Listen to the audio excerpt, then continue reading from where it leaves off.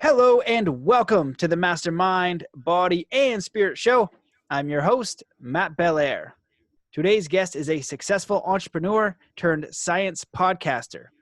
In 2007, he launched Skeptiko, which has become the #1 podcast covering the science of human consciousness. He has appeared on many popular syndicated radio talk shows and podcasts and is well known within the parapsychology and near-death experience research communities.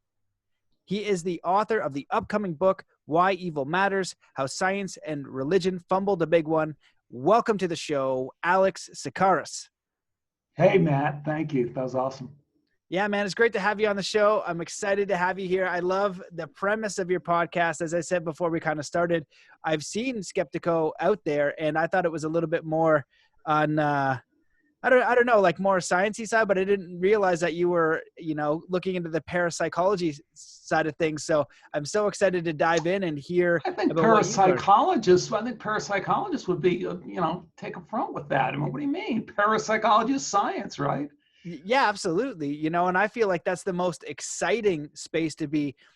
I'd love for you to share a little bit about your background. I was going to ask you, did you have an experience that made you wanted to go into this field, or why don't you just give us a little bit about your background, starting the podcast and how you got to where you are today and writing the book, and we'll dive into, I'm sure, a lot of great topics. Sure. And then I got to come back and tell you, that little dig about parapsychology kind of has another spin to it, because I think what I found eventually was that parapsychologists were kind of lost in the weeds a little bit. But, as you said in the bio, I was basically a business guy. Always had this interest in the big picture questions, and always just assumed everybody did. You know what I mean? I was listening to one of your interviews, and you were kind of relating to a fellow podcast, like, hey man, isn't this cool? I get to just do my thing here without, having to have a real job kind of thing. And my thing was like, let me make some dough so I can go do my thing without having a real job. So, you kind of short-circuited the process. I didn't know you could do that, or I would have done it your way. So, but that was my thing. And, so I always thought these big picture questions, who are we, why are we here, were just something that was driving everyone nuts as much as they were driving me nuts. So that's when I started podcasting. I said, hey, this is a great vehicle to, call up Dean Radin, call up Rupert Sheldrake, call up the people who I thought were interesting and kind of saying something different that challenged what I thought I knew about science, what these people were telling us about the way the world worked. And man, I was hooked. So, that was a long time ago, and I haven't looked back. I loved it. I always was, I really saw a real affinity for, what you're doing. I mean, I've always been like self-help, business self-help, how to get better, biohacking, how to get better, go to school. And that kind of thing has always been my thing. So. I love it, man. And so, I have a lot of questions for you. I love when you talk about the intersection of spirituality, consciousness, biohacking. Did you, and you're looking at near-death experiences, and you're talking about parapsychology as well. I'm curious about the frontiers of consciousness and what is possible. And in your research, what are you noticing? When I look at the work of, let's say, Autobiography of a Yogi, that's like a yogi saying they're experiencing something out of this world, right? We have firsthand accounts of people, maybe it's near-death experience, maybe it's through meditation, maybe it's just one of those experiences in their life where it just shatters the realm of what we perceive to be physical reality.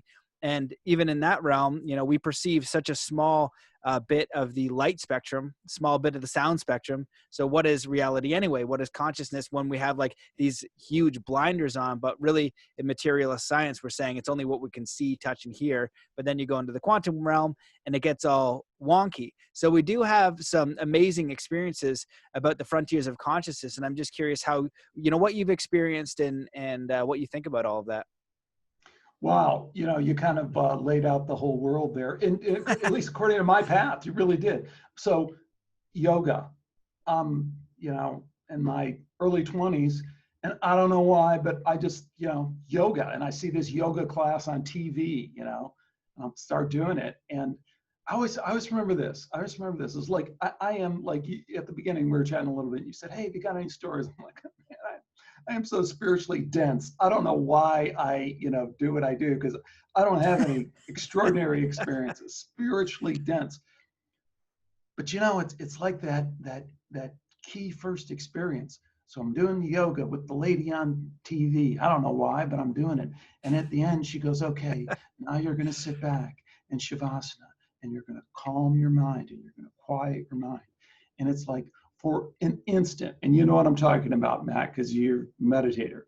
For an instant, my mind went silent. And I was like, that changed everything. I thought that voice in my head was me.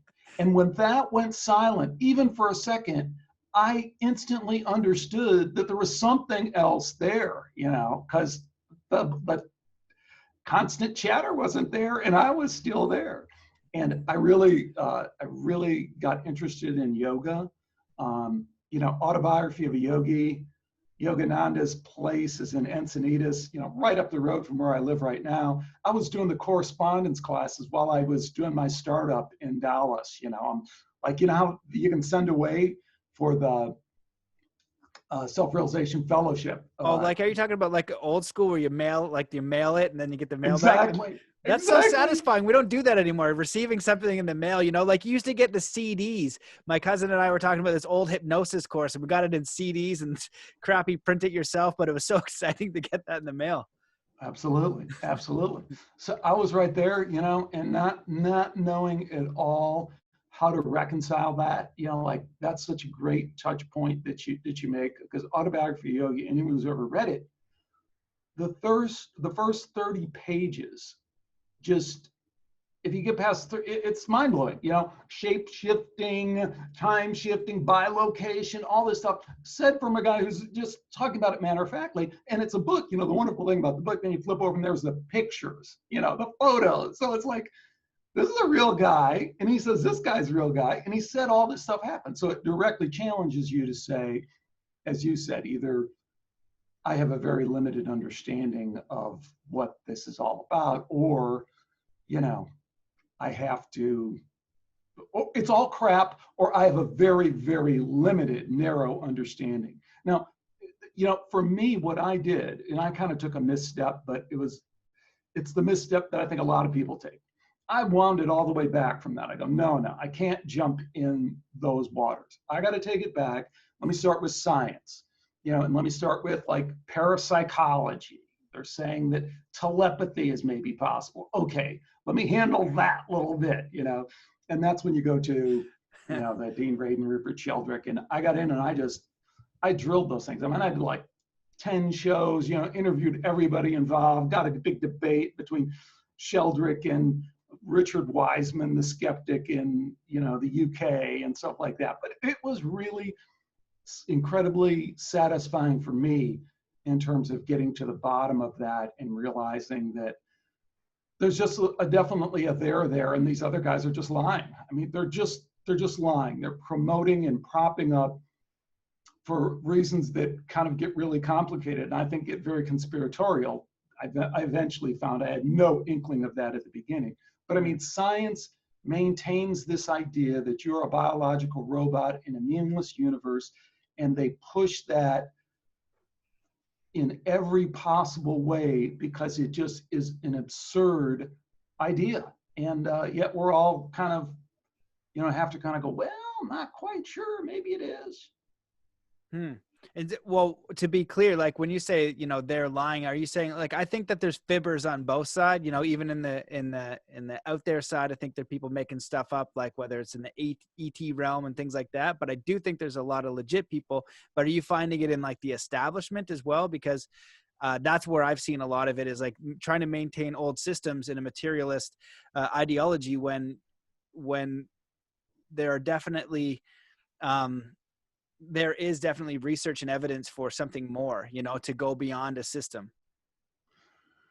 Well, there's a ton to unpack there. So to get really specific, I'll tell you a specific example of lying, deception. And Sheldrake, who is Dr. Rupert Sheldrake, if your listeners don't know, Cambridge biologist, published in Science, super bright guy, super British, tight tie, not a wild guy, but brilliant, and not a fuddy-duddy guy either, just interesting guy. He does this experiment. Fantastic. This is like way back Skeptiko, man. I don't know, it's probably 10 years at this point or something. He does this really cool experiment, Matt. He says, again, he's a biologist. So biologists are about kind of collecting stories, collecting, samples out there and about the way things work and then seeing if it works. He's getting a bunch of stories about dogs that know when their owners are coming home. Dogs that know when their owners are coming home. So he always says this, and I always relate it. He goes, look, a lot of people take that the wrong way, and they go, yeah, of course my dog knows when I'm coming home. He goes, I eliminated those in the first 5 minutes. You come home at the same time and your dog is waiting for you. There's not a mystery there to be explored. The dog runs up to the door 2 minutes before you get there because he hears the sound of your car. Not a mystery. He goes, no. I was collecting stories of very, very strange occurrences. People coming home at odd hours and, their partners reporting 15 minutes before you come home. Boom, it's there. He goes through and he kind of puts out this inquiry, says, hey, does this happen to anybody? And he starts getting, he ran it in a newspaper way back in the day. And he starts getting these reports. People are going, yeah, my dog. So he finds this one dog.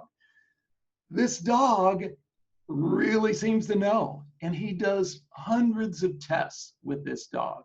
And this dog is on the money. No matter, they change cars, they change how long, the person's out. They even have him go out overnight. The dog only comes to the door when this person has the intent to come home. So it's clearly a case where there's some kind of psychic connection because these people are so bonded. And you know what? This is one of those things I love. This is kind of a really quintessential Skeptiko story. Because one part of it is, you don't really doubt that, do you? I mean, you kind of know dogs kind of are special. We all know that animals just are kind of special. And you think maybe it took a really good scientist to figure it out, but you kind of know that.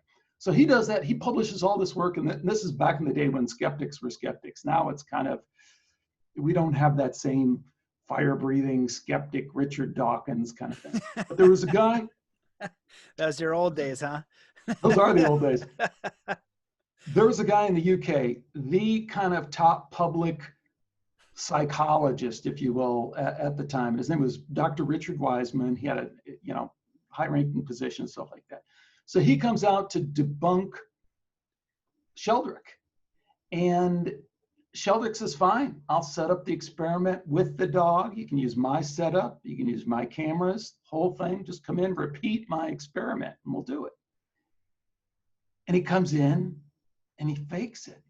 He changes the protocol. He comes in, he changes the protocol. He never reports back to Sheldrake. And he goes around Sheldrake and he reports, oh, I debunked it. The dog didn't come home. He changed the criteria by which he measured it. It was no longer if the dog waited, it's if the dog waited. I go into it, take way longer than I've already gone on this story. But it was so telling to me because we really exhaustively went through this on the show, and I interviewed both of them on the show. And I eventually got Wiseman to admit he wouldn't own up to being deceptive, but he admitted that Sheldrake's data is what it is, which means it's kind of game over because Sheldrake did 200 trials and Wiseman did 5 trials. But everyone still hung on to the idea that it had been debunked by Wiseman and all the rest of this. Intentionally deceptive. So I could go through example after example, near-death experience, where the skeptics are intentionally deceptive. They're they will not give an inch on this idea that you are a biological robot in a meaningless universe. There's no meaning in the universe. Your life can't possibly have meaning other than as a social construct, quote unquote. It doesn't have any meaning. And that you really don't have consciousness. You really aren't aware. It is just firing of your brain that you're interpreting a certain way. And again, that is my conclusion, that that is one of the great conspiracies that slips by us, is that why science is trying to maintain this materialistic, it can't possibly be true, there's really nothing to any of it kind of meme.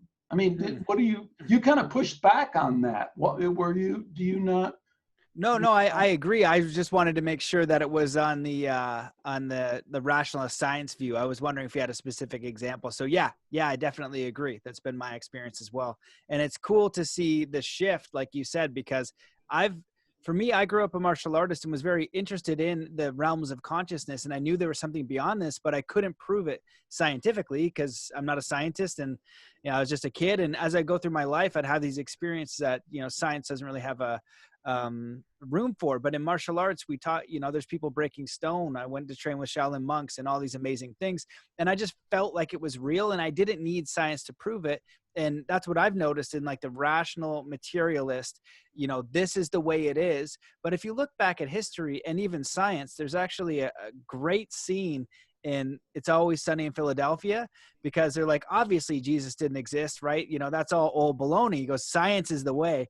And he puts this great presentation together and he has to convince his, the people that run the bar with him about how science has been wrong over and over and over. And we're just expanding. We only know a little bit of a little bit. And I feel like the way you describe it, especially, just brings clarity to why I don't want to live that life personally. And I don't know why anyone else would, to be a meaningless robot that is not connected to a bigger picture and is not engaged and actually cooperative and affecting the reality and the life and the world that we're in. That makes it for a very dull and awful existence. And so do you think that when you started Skeptiko, you were a little bit more on that side and then you kind of opened up and then you wanted to see what kind of proof that you could find? Totally. And I also think that, the way you just ran it down there is, again, a case where you kind of did an end run. And I understand that from the martial arts standpoint, which is awesome. Like you're proving it to yourself every day, probably, you're proving it to yourself every day. And it just leads to a level of confidence that I think most people just don't have. And I think that, and I had a little bit of that with yoga, but maybe more at a later date. But the reason I pound this point so much, and I love the kind of work that you do, and kind of working one-on-one with people and coaching people, is this can be a real barrier for people because they get really programmed and locked into and not even fully aware of the power that this meme has on them, because they don't understand it as a meme. They don't see it as that. Like your end run was just to say, well, shit, I've met too many incredible people that do too many incredible things right before my eyes to, just deny this. So, I'm not going to worry too much about what they say. I know my inner truth kind of really directly.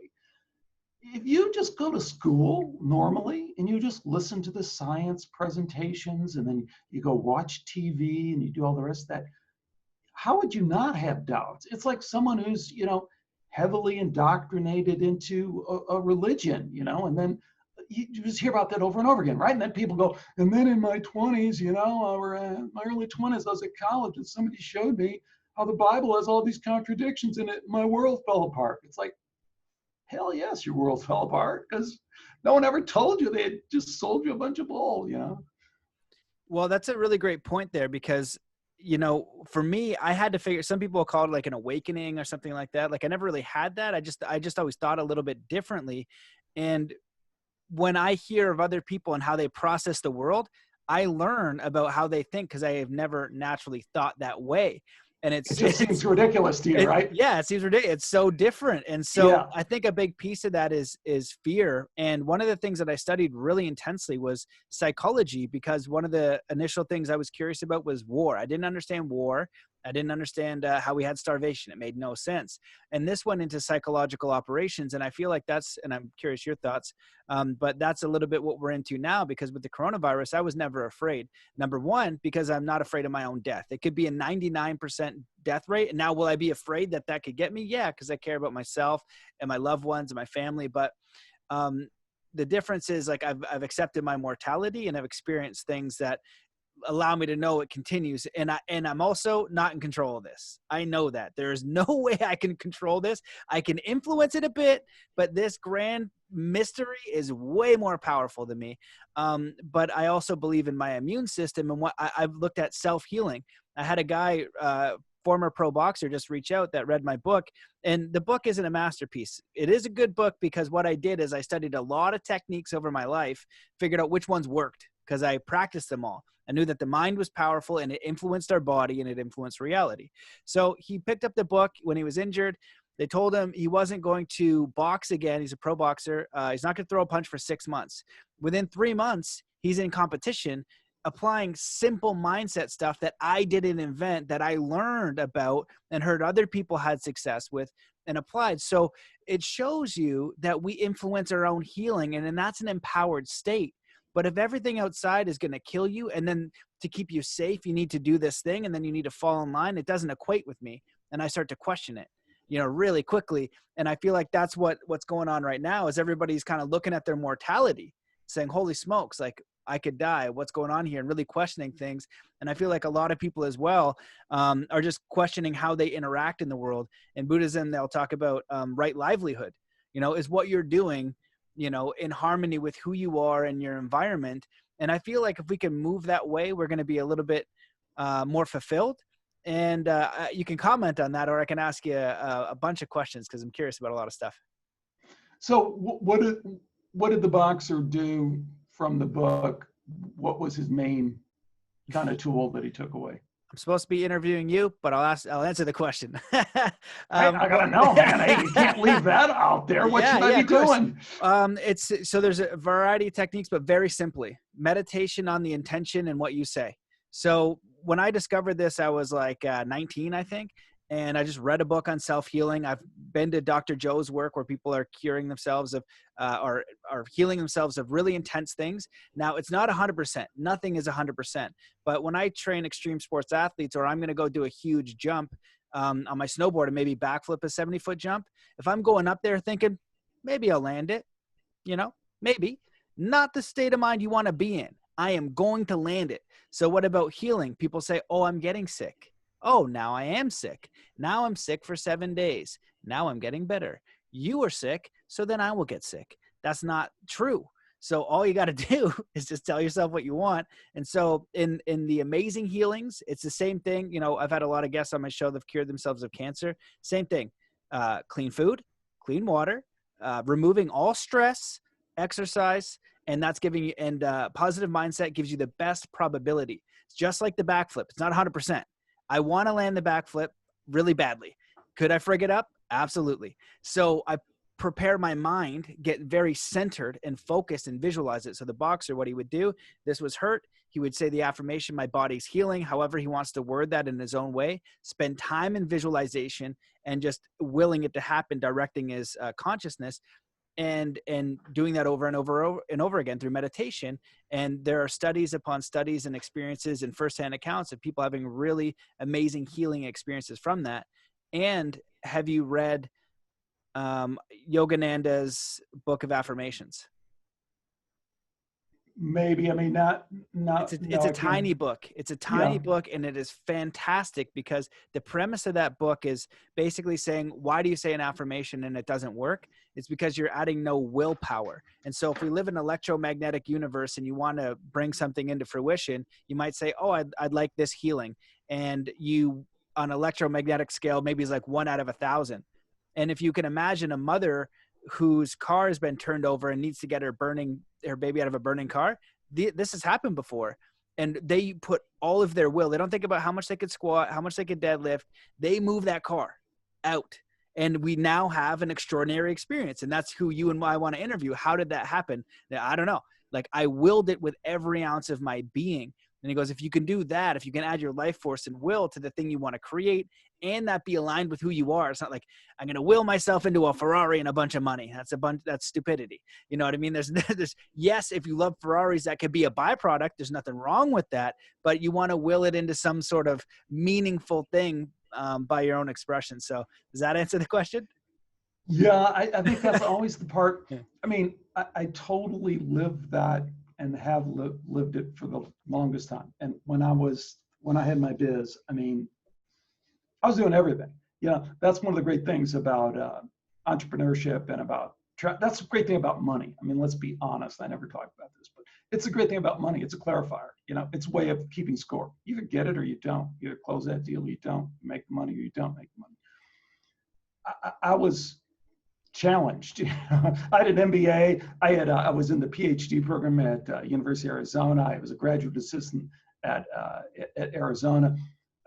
Boom, I moved right in. I was in artificial intelligence. It was a hot field. I was making. Back in the day. When was that? Back in the day. So what's going on with AI? I've heard some crazy stuff about AI. I wonder, do you dive into? See, I was back in the sketchy AI, the expert system AI, before it was real AI. You know, I interviewed, have you ever heard of or talked to Riz Verk? No. Check him out. Really super interesting guy. And he's like, you know, it's fun to talk to him because he's like AI of this generation, really knows it. He's MIT Game Lab, super serial entrepreneur, you know, super bright. And but you know, he kind of spotted me right. He goes, "Oh yeah, you're back in the first wave, you know, before it was real." But so, you know, kind of 2 points on that. One, you try everything. You know, you try everything because I failed. I failed initially. I thought I failed. I mean, I had the same company, but it went through its ups and downs. Let's say, you know, the same company for 10 years, and I eventually turned it into something else and sold it and made money. You know, made good money. But in terms of affirmations, oh shit, I was every day in front of the mirror, you know, saying stuff, doing stuff, question, you know, every, you know, Tony Robbins walking on fire and, you know, Stephen Covey, you know, in the tapes in the car over and over again, 20 times over and over, everything you can. And I mean, I kind of think, like with the book, and you're talking about your book and the affirmations and stuff like that. Yeah, I mean, I'll throw all of it at it. It just, I think it works differently for different people, and you got to try everything. So, you know, that was kind of one of the things I thought we'd kind of go into, because I'm still into that kind of hacking the system stuff. And there's a parallel part of that, which is spirituality, that says, I don't, that doesn't matter. None of this stuff matters, which is really cool because you seem to be holding the same two things together, you know, like you're going to die, you know, it's like, what, I don't have to, there's nothing to do, there's nothing to gain, you know, but as long as I'm here, let's try the ice bath, you know. The great thing about, have you ever done the ice bath? Yeah, I actually did, rather than the ice bath, I did the ice when I was in Nelson at -20 for a winter. That's well, I saw the ice baths, but being Canadian, I was like, if I do it, I want to do it right in like the coldest ice water. So I did that for a winter. It was, you know, that is a spiritual experience because and it's mind, body, spirit. That's what martial arts is. You're walking out to the water. It's -30. You don't want to do it at all. You have to tell yourself to go do it. Then you're in the water and your body is saying, get out. And some of these videos and it's just like, get out. And so the mind is just like, no. And the first few times were terrible, but when I was able to kind of make the switch, I could stay in there more comfortable. And it's this really interesting internal dialogue. And again, just pushing yourself, right? A little bit further than what you think is possible. And I feel like that helps you build courage, because a lot of what's going on now is fear. And I've been asked a lot about fear, and I've been understanding that. It's just pushing yourself. It's important to really know your body. You would know this from yoga. It's going to give you that energy and that confidence in other situations. Totally. I mean, I love the way you said that, you know, like, so I got interested a few years ago, and Wim Hof, you know, which so many people he's brought into it, and he is just a yogi. If you ever look into him, he's just a yogi. You know, he talks all the yogi stuff. He does all the yogi stuff. All his asanas are, you know, straight asanas and stuff like that. And that's not a put down. I mean, I love the fact that that's what he's about. And he does, you know, the other thing we did, like, eats one meal a day. You know, I do the fast 5. I mean, I just eat in a 5-hour window. He does even more, you know, one meal and all that stuff. But I digress, because here's what turned me on to Wim Hof, kind of like your Canadian story. He's from the Netherlands. His wife has committed suicide. He has 3 kids to raise. He's just traumatized as anyone could imagine. And he's walking along the street and there's a frozen pond. And he goes, I'm jumping in. He goes, I don't know why I'm jumping in. I'm not going to kill myself, but I want to do the most outrageous thing I can, because I just can't, you know, this thing's going nuts inside of me. And he jumps in the pond and he has that moment of clarity that you get, you know, when all else is out of the way then for that while. And that began his journey. But so I'm watching a lot of his videos and stuff like that, and I'm listening to him. And the hook for me, Matt, was related to you. He goes, cold. He goes, I hate the fucking cold. I'm like, okay. I hate the fucking cold too, but I'm a yogi like you. So it's a daily reminder that it doesn't really matter what my mind is saying, what that little voice is saying. I mean, it matters, but it doesn't matter. I can choose to have it not matter. And I can be, you know, doing my riding my bike or whatever, and every day it'll be like, no, not today. You know, skip today. You can take today off this now. I'm like, chatter all you want, man. We're going home and we're getting in the ice bath. It doesn't matter what you say, you know? And I think there's a tremendous, all the things that you're saying about discipline, and not, I don't like the way it's often portrayed on the internet as some kind of, you know, I mean, to me, it's about that personal dialogue that it's creating that you talked about with the ice bath. It's that it's a direct experience of daily experience of what your mind wants to limit you to, and what your mind wants to tell you that maybe isn't in the best interest of the higher you. You know what I mean? Mm-hmm. Yeah, absolutely. I think, you know, you brought up a lot of great points there. Our mind, it's always looking for the easiest way out. It's seeking comfort. It's not seeking challenge. And you were framing it really well when you're talking about like the affirmations and things like that. They don't always work.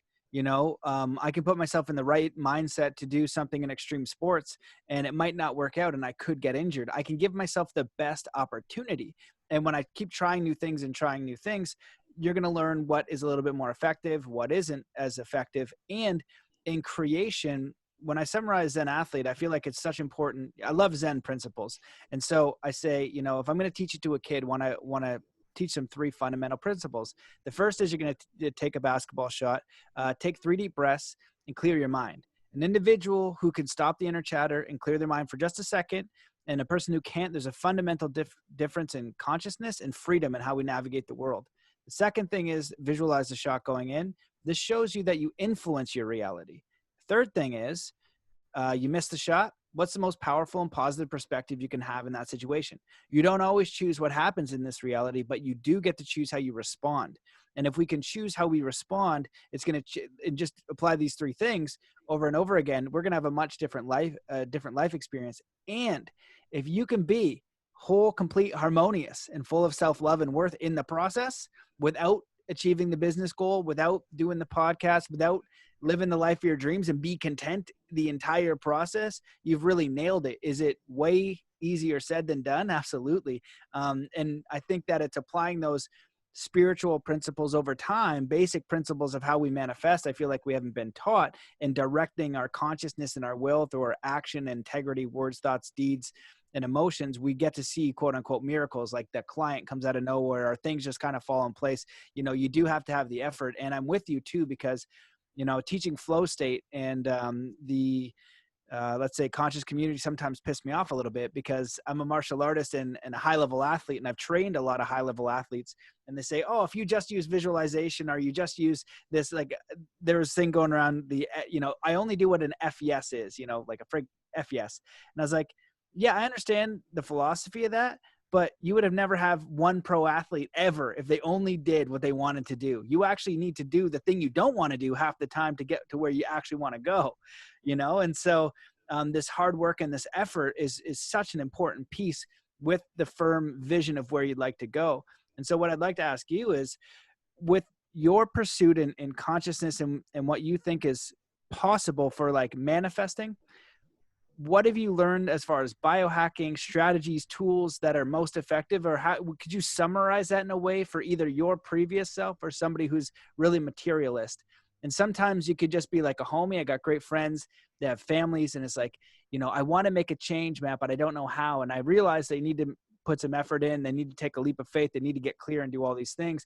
But it's scary, no matter where they are. If to change up your whole reality and start to live in this new way is very, very scary. It's a lot of letting go. Same with the basketball shot or the snowboard thing. That's a universal principle. There's a spot where you got to let go.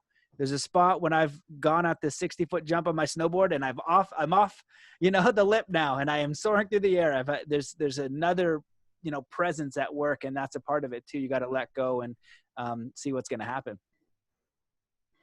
Yeah, you know, that's a tough one, because it was actually, I was going to kind of ask you, because you're kind of bouncing back and forth between two worlds that I've always had problems integrating. You know, I've had problems integrating the manifest world, which I was extremely focused on with the intent of leaving it behind.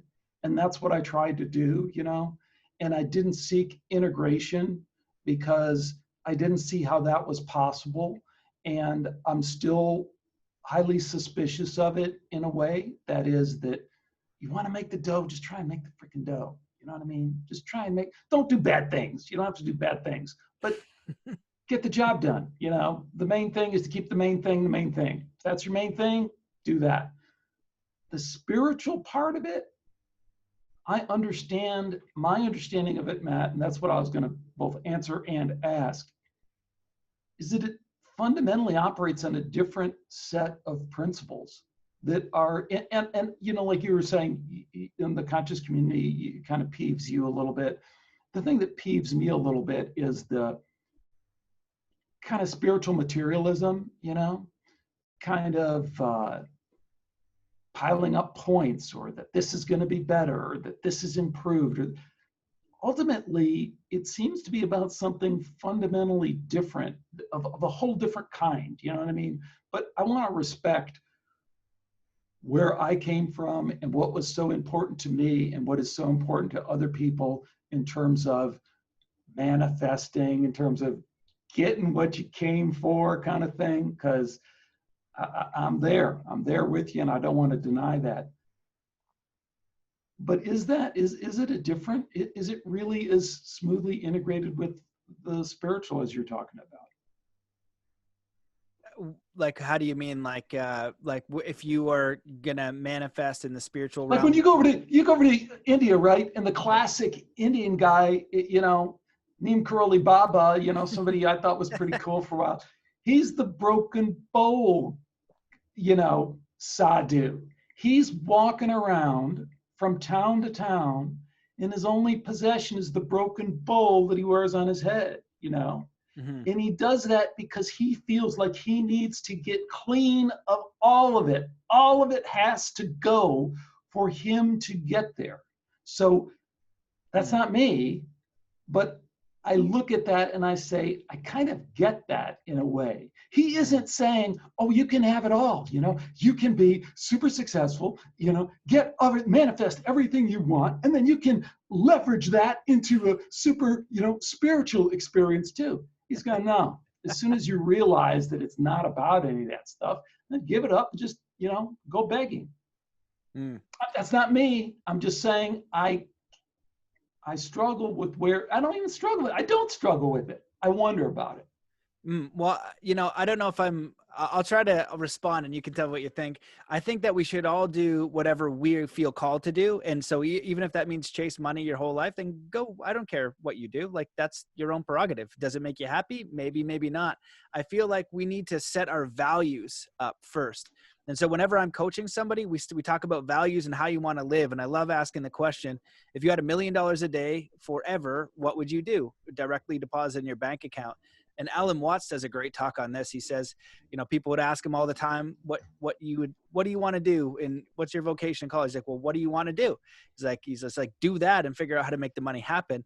And I can say too, doing it the opposite of you, money's been a challenge. And so that's why, now I have a daughter, and figuring out the business side and making it all work, it's been challenging, and I use all those techniques. And so, it's been a very challenging ride doing it the opposite way, because there is no security. And in doing it that way, I've witnessed and experienced real financial and other miracles, watching the universe step in to support the work. And so for me, I just think it's getting clear on what it is that you want to do and how you want to live. Because when I was a snowboard bum and whistler, I just wanted to snowboard, and I figured out a way to snowboard 150 days a year and pay my rent, and I wouldn't change that for anything. I wanted to figure out how to travel the world freely, and I had to work 6 months in cars, and it was a crazy experience.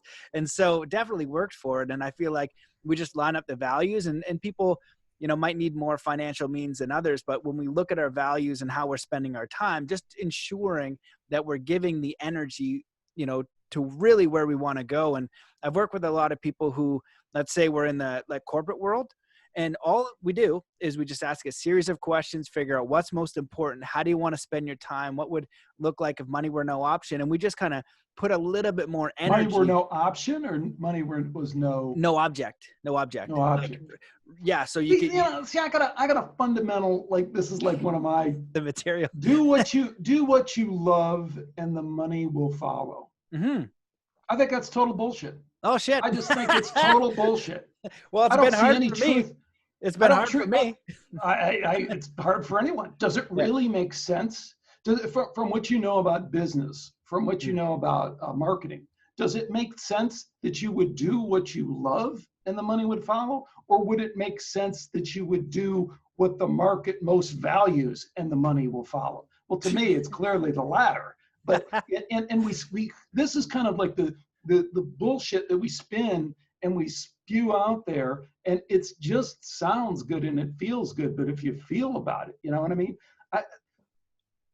So, it doesn't mean that you have to me, it doesn't mean that you have to do stuff that you don't like, but it means that you have to, the main thing is to keep the main thing the main thing. If you want the money, go figure out how to make the money in a way that you can live with.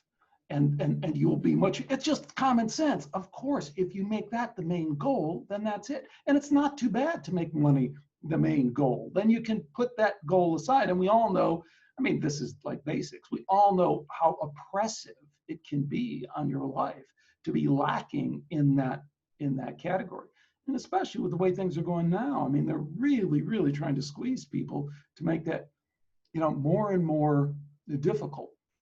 Yeah, to achieve. I agree. And I feel like, we live in a culture now where it's like the quick fix, right? We want it quick and we want it now. I think that my philosophy around it is just doing something that's meaningful to you. And so sometimes you could do a job that you absolutely hate and it pays the bills, and people they can't find another way out. And so you could find a different job that still paid you money and you still work, but you didn't hate it as much. So for me, when I wanted to work, I had to work as a snowboard instructor, and I wanted to just coach who I wanted. So I started an online business around snowboarding, and then I coached professional snowboarders and really good snowboarders. So I got really clear on what I wanted to do, how I would make the money, and it was aligned. I wanted to show up, and I'm definitely a firm believer in the ability to create a reality. And yes, it's going to take some sacrifice, and it's going to take a lot of hard work, and you got to be committed to it. There's no shortcuts, and everybody I've seen do it, they have to earn it. And it's like, are you waking up every day and working on something of your own choosing? And if they say yes, they're pretty aligned. If they say no, that's where they are. But I want to be as aligned as I can personally, and it's definitely a challenge, but I think it's absolutely possible. What do you think? Yeah, I don't know. I'm a doubter. Haven't you seen anybody enjoy their job or life? No, hell, you know what? I was, like I said, I was in AI. I love computers. I love programming. I still play chess. I still program, I liked doing all that stuff. But to me, it's like one of the basic principles of entrepreneurship. It's like why people go broke, right? Because they do what they love. And they think they're going to get paid for it. Like if I would have stayed and been a computer programmer, which is what I started out as, I wouldn't have made a lot of money. So it was painful to go through that process and say, okay, how do I how do I get what I want out of this in this kind of thing? I mean, if you would have found a couple of buddies up there on the mountain and then, you know, found some woman that, you know, didn't know how to put on her skis and figured out some way to put those on and then manufactured them, and that, you know, in the time that you were in that business, I'm sure you saw tons of people, you know, with crappy little inventions that then turned out to be not crappy little inventions that made a lot of money. Now, the model there is that one-on-one coaching would never get you to that X factor of making money. You could have come to that realization, but there's no reason that you would come to that realization, and no one laid it out to you, and your dad didn't have $2 million to put into your business, neither did mine. But I mean, you know what I mean? There's a lot of factors there, but you know, we all kind of weave our story back into, you know, kind of fitting stuff. I don't know. Tony Robbins, he really got mowed over by the Me Too thing, and I think he should have. He deserved it. He couldn't come clean, and that's unfortunate. And you know, the very first time that I had my tiny little company in Dallas, and one of the guys that worked for me, he comes in, is a young guy. I mean, I was young. I was 27 years old when I started my company. This guy was probably 23, and you know, I don't know, it's just crazy. I had worked at Price Waterhouse, which is an accounting firm, and we did consulting, and you had to wear a nice suit and all that. I wore a suit every day. You know, it's like, I'm going in all with one or two people, like suit on, suit. But everyone else, so this guy wore a suit too, Michael Archuleta, 23 years old kid, and from Texas Tech. He walks in, he goes, man, I went to this seminar, it'll change your life. And he had gone to Tony Robbins' seminar over the weekend. He goes, he found out we're in AI. He's interested in talking to us. He wants to turn his seminar he wants to use artificial intelligence to do that. Great. So we all went, we all did the seminar, we met him, and then he invited us out to do the firewalk, you know, the Tony Robbins firewalk, which was a fantastic experience, you know. And we never got to do the AI thing with him, and it just didn't work out. It's one of those deals that didn't work out. But I always found a lot of his stuff just to be extremely basic, but just works. And one of the things that I think is super relevant to this conversation we're having about how to manifest is that, like what he says he does, he goes, I just find the best people at doing what I want to do, and I copy them. But he says, here's how I copy them. And this is right up your alley. He goes, I find out what they believe, and I adopt their beliefs. So this is kind of a Matt Belairish kind of thing. It's not like, oh, I get up in the morning. It's like, no, what I'm thinking when I see that, when I see somebody else fail, I don't think I'm in the wrong business. I think, great, buddy, get out of the way. I'm one step closer to the front of the line, you know? So that's what that guy believes. That's how you got to believe, you know? I think I never go backwards. I never, my word is my bond, and I never, you know, that's what I adopt those beliefs. And I think that is incredibly powerful. I don't see anyone else saying that. I don't see anyone else doing that. I think it's just like such a shortcut. Go find somebody, go get with them, work for free for them, and find out what they believe and copy their beliefs. Yeah, I 100% agree with what you're saying. And I feel like the distinction here is something that one of my old coaches taught me. And he goes, I was writing Zen Athlete at the time. He goes, are you doing business? Or are you doing art? And I was like, what? I don't know.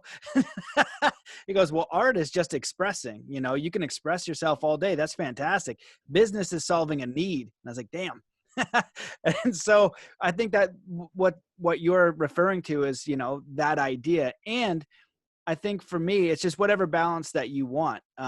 If we move towards, let's say, financial gain for what we might need, right? We're in a business or we're creating a business or whatever the case is. It might be inspiring work. It might not be inspiring work, but the spiritual side for me is being content with what you have, genuine happiness. If you are in your life and you are genuinely happy with all the balance and all these different things, doesn't mean it's perfect. It means that you are content with what you have.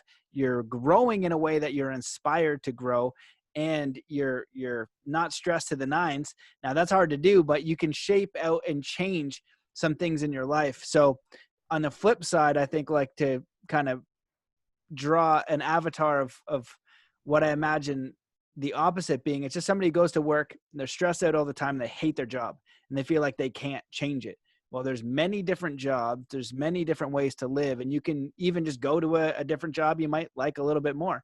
And so that's just my ideas, is getting super clear on those ideas and moving towards something that's going to make you feel better while you take care of everything. Because I've interviewed, and you probably know this, I've done sessions with multimillionaires, with poor people, with everything in between. And money is usually not the deciding factor of their happiness. It's usually something else. And I found it's kind of this integrated balance of moving towards something fulfilling. You know, if you don't have enough money, it's super stressful and you're kind of in that fear paradigm, and that's not comfortable to be in. And if you're showing up somewhere where you don't want to be just to make money, that's not the most premium idea either. And if you can learn how to create something, make sure the money is solid for what you need, and you can be content and happy and grow towards something meaningful, I feel like that's the pinnacle. But to get there, I feel like you have to let go of a lot of things. And for me, you know, I have not sorted everything out, that's for sure. But it's something that's worked for me, where I've had actually 3 or 4 near-death experiences. And one of them, I had, you know, I was basically going through my death, and the thought that I had was, I guess my work is done.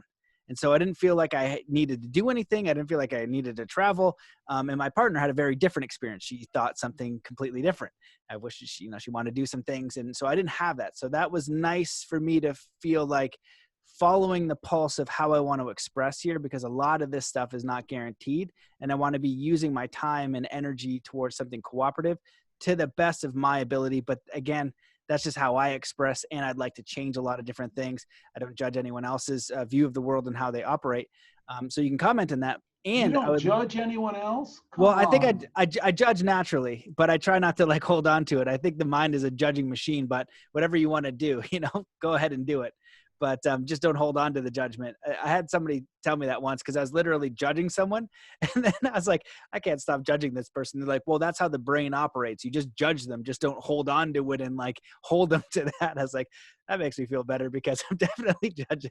So, you know, these principles are a lot easier said than done. But I wanted you to talk a little bit about your book, because you just wrote a book. I'm sure there's so much great insight in there. You've been podcasting a lot longer than me. You have a different mindset than I do a little bit.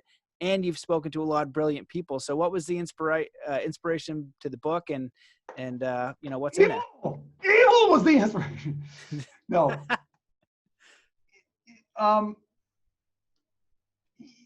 Again, you know, as we were talking about, like, in a way, this is kind of a cool conversation to have, because, like I'm telling you, I don't find the integration as smoothly as you do. And I think you're kind of pretty honest about it. You know, you're not sure about the integration either, you know, between the material manifesting here and then the spiritual path. And I don't think we're supposed to be clear on any of it, you know, because I think we're all just doing the best we can and learning. And that's why I jumped on you about the judging thing. You know, I hate when we say that, because we're judging positive too. You know, like, Matt, I really like you. I'm judging you. I think you're good. I judge your ideas. I judge everything that comes out of your mouth. Of course I do. And I think the trick, as you were alluding to, is to not hold on to it too closely. It's like, yeah, I'm meaningless. It's, you know, and the funny thing, this is like part of the whole conspiracy too, is that you're not a biological robot in a meaningless universe.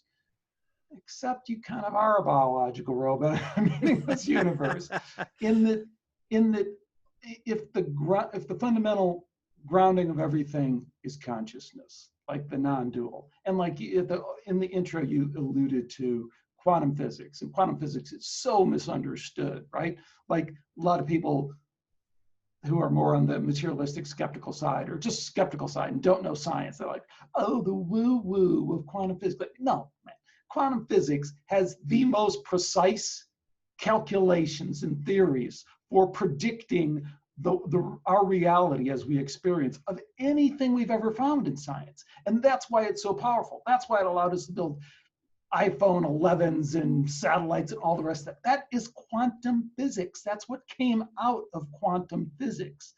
the interesting thing about quantum physics and what some people understand, but the woo-woo factor is that the philosophical implications of quantum physics are that, in a very Zen way, if that tree falls in the forest, well, as my friend Riz Verk from the gaming lab said, you put it another way, hey, we don't render the tree in the forest unless you're there to observe it.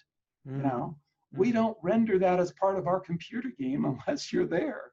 That's what quantum physics, that's the philosophical implications of quantum physics. A lot of people have heard of the double slit experiment, which has been replicated over and over again. They started at very small subatomic particles and they got bigger and bigger and bigger, and they did it every which way possible, and it is never falsified. It always comes out the same. The observer effect is real. Consciousness is what is creating, that's the philosophical conclusion, is that consciousness is the grounding of all reality. Consciousness is what everything is emerging out of consciousness. It's not matter and then we're getting it out. It's consciousness first, right? So if you start with that, I mean, where do you go? It really leaves you in this kind of, everything we're talking about now is like, it doesn't really even make sense to talk about manifesting and material and getting a car and getting, you know, it in a way, it doesn't make sense, but in another way, this is where we are. And in the same way, spirituality doesn't really make sense, you know, praying and you know, getting good things and, you know, all that stuff. It just kind of has a different, we have to search for a different meaning. And in that whole thing, one of the things that I picked out is this thing called evil, and said, you know, what do we think about that? And have we really stepped up to the plate and said, let's take a good look at what that, not what that is, because it's not about defining evil, but it's more about the predicament we're in terms of, again, this science and religion. So if you look at science and you say, what about evil? What about, you know, one of the people I have in the book, interviewed for the book, is Annika Lucas. Annika is really cool. She's a yogi like me. She does this yoga for women in prisons and stuff like that. She's very beautiful. She was sold into sex slavery at 6 years old by her mother in Belgium. It was a satanic cult. They were about to kill her. This is the cult in Belgium that was all over the news. All over the news. You can go look at the pictures of the kids, little kids in cages. You don't want to look at them very long, but they're on the headline in the 1990s, right? That was a cult she was sold into by her mother at 6 years old, right? So just reality, right? Most people would say, well, I don't know about evil, but that's it. You know, I know it when I see it. That's evil. But if you look at how we deal with evil in our culture, we don't. We deny it and say, oh, it's a social construct. There is no objective evil. It's just a social construct. That is bad. Don't do that. And say, well, hold on. What about the fact that those people that were doing that were trying to connect with spirit entities in an extended realm in order to further what they were trying to do? Are we supposed to just kind of not pay any attention to that? Okay, put a pin in that. You know, I won't ask you anymore. You don't have the answers. Science, you don't have the answers I want anymore. Or even our culture, news doesn't have the answers. Let me go ask the religious people. Oh, we got the answer for you right here, Alex. It's right in this book. This little narrow book, just like this, fits right on your bookshelf. It's all right there. Everything you would ever want to know about these extended realms, how you fit into them, how evil fits into them, God, moral imperative, all that stuff, it fits right there. And then you sit back and you go, wow, I'm not so sure about your book. I've had some not so good experiences with that and the religions that come out of that.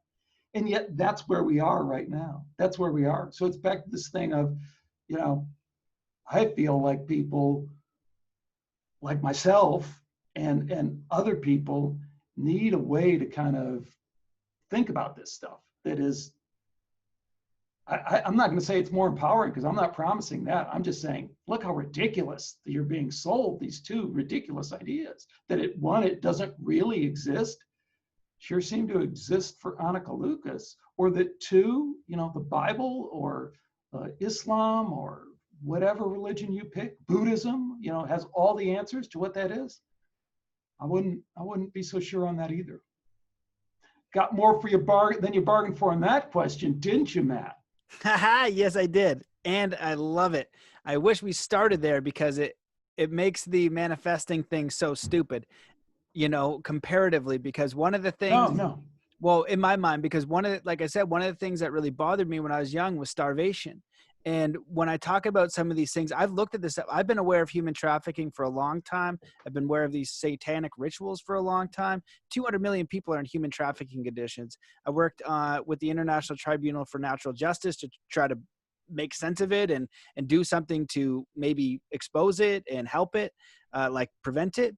Also, organ harvesting in China, putting healthy people in, targeting Falun Gong meditators, killing them, harvesting their organs.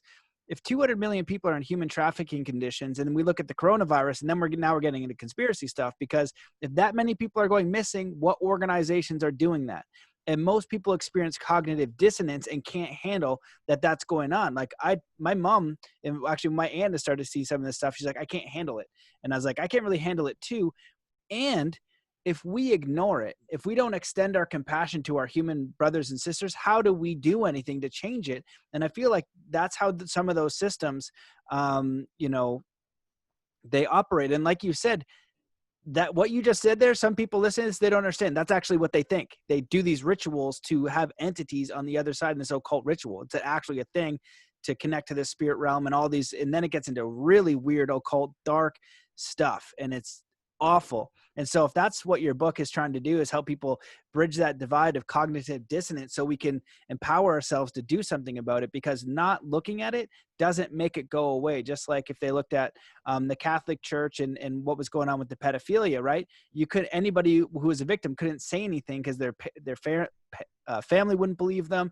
They would be ousted and all these crazy things. And so I feel like it's such an important topic. And I feel like, you know, that's essentially what's going on with this whole coronavirus thing and all these other big players. If you go down the conspiracy rabbit hole, there's a lot of dots that get connected with organizations and certain people of, hey, there's something to look at here. You know, there's something that needs to be investigated. And once you get to a level of power, of influence, you seem to be above that in a certain way. And I feel like there's a lot of global issues that need to be looked at in a very serious way. And so I was going to kind of go into, you talk about UFOs and things like that. And I was going to throw some, you know, your thoughts on that, but I feel like it's more important to kind of keep it on this thread. So what do you hope with the book? You know, well, let's just,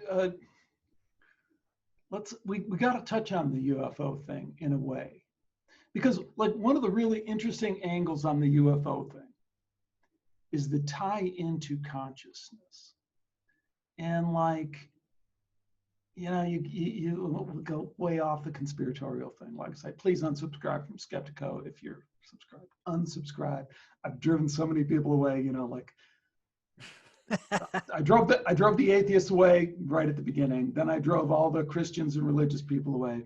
Then I drove away all the people who are, you know, can't go down on the conspiracy thing. Drove them away. So, you know, just like, warn you right now. And you're still like a top 10. You're driving all these people away. I can't even get back into the top 100.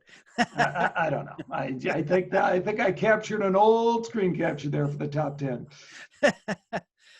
So you look at consciousness. I mean, here is to nail down your point. You know, so like people are going, hey, you know, Matt, you was kind of loosey-goosey there with the satanic thing and the connection, stuff like that. Well, there's some evidence, like in the book, one of the cool interviews I have is with a guy who is a clinical psychologist from Grand Rapids, Michigan, and he worked with people with dissociative identity disorder, you know, like split personality kind of thing.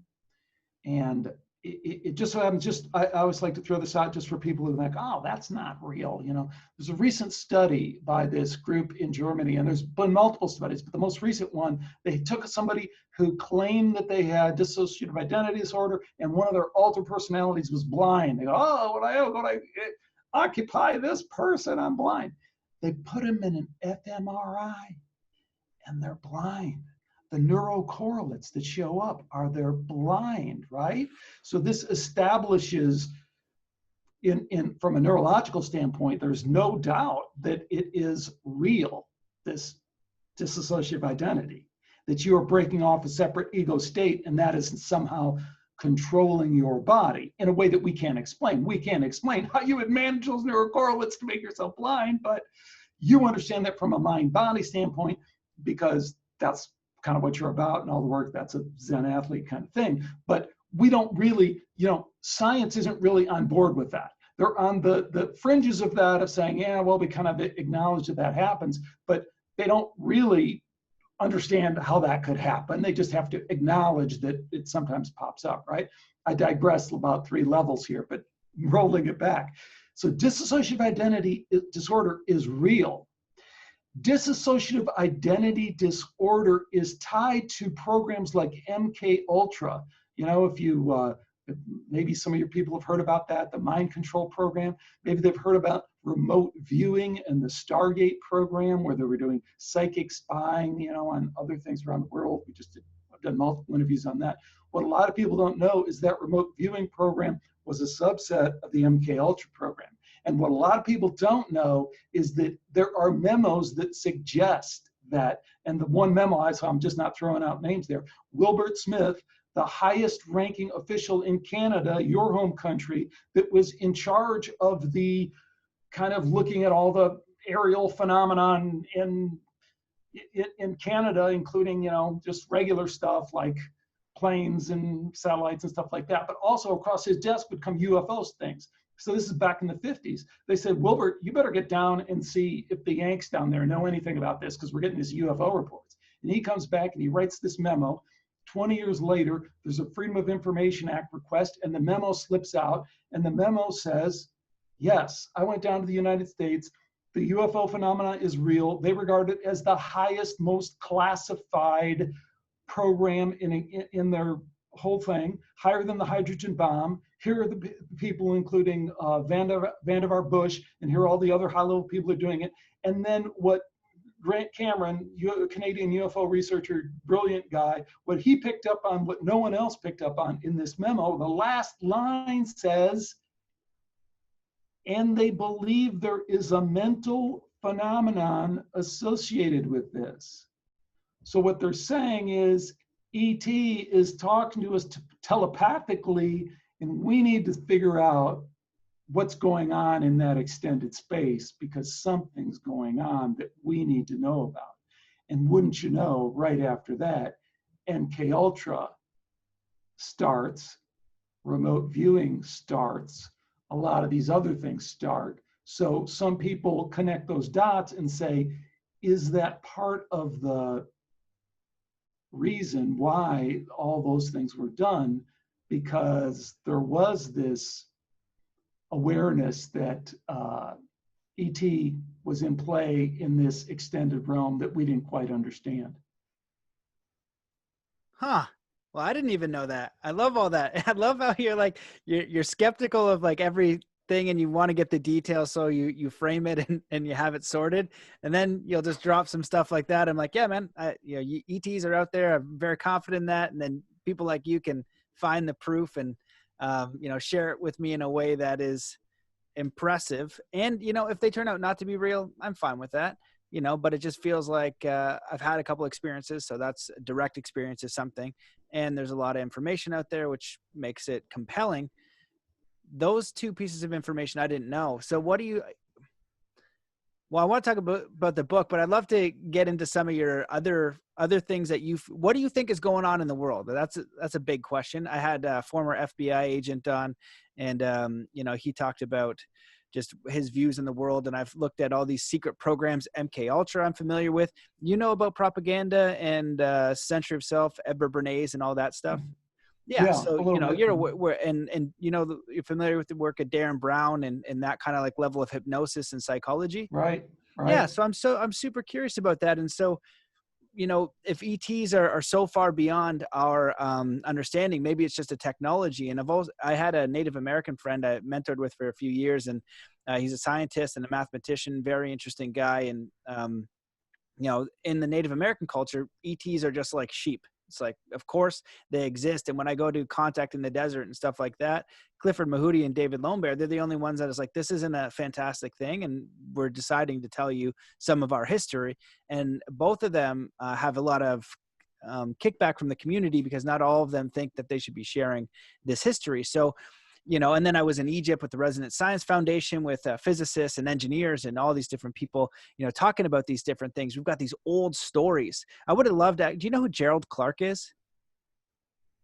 No. He just recently passed. He was brilliant. Before he kind of transitioned his life, he was shooting protons through a wall for IBM or information or something like that. And he was in the military and doing some sort of computer hacking for the Berlin Wall, or at that time, something crazy. My friend told me when we had the podcast after he had passed, but this guy was brilliant. And he researched the Anunnaki story. And anytime you bring up information for him, he was skeptical too, because he would go research it, and he was an electrical engineer. So it's got to be, it can't be loosey-goosey. For me, I look at information, I like pick out the point of like, what does it mean? And then I'm going to forget the reference and I'll forget the exact story because my brain doesn't really operate in that way. I'd have to really pay attention.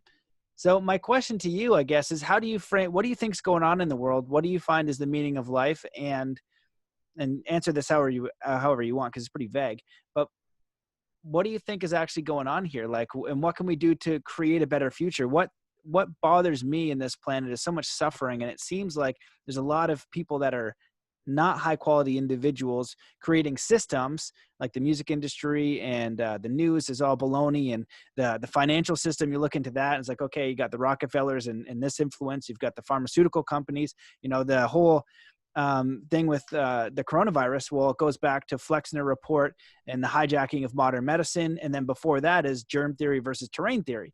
And those are the two origins. And when you look at those things, there's a lot more information and scientific data to give evidence to germ theory, or to terrain theory, which says it's the terrain. If you have a strong, healthy terrain, the germ does not matter. And they haven't isolated a germ outside in the air, and they have definitely not isolated the coronavirus yet into satisfying Koch's postulates. They haven't done that, but there is something happening, but they're saying we haven't proven it's a germ doing this. And that's a very important distinction. And it's also an important distinction, germ theory versus terrain theory, saying, if you have a healthy terrain, you've got nothing to worry about, but drink Coke, go to McDonald's, don't do anything for your body. And then, let us take care of you with masks and pills and all these other things. So it's a bunch of baloney. And so I do see systems that are not quality. And so that's a lot of just ranting, and just say something back to that. Please. Well, first thing I'd say is, do you think this, and this is like a real question, like I don't care, but I mean, do you think this recording will make it on the air? I think there's a good chance that it won't. If you say COVID, if you say Corona like you are, and you say these things, they more and more frequently, they're not making it on the air, which I think is just, just even, how long ago did you start the podcast?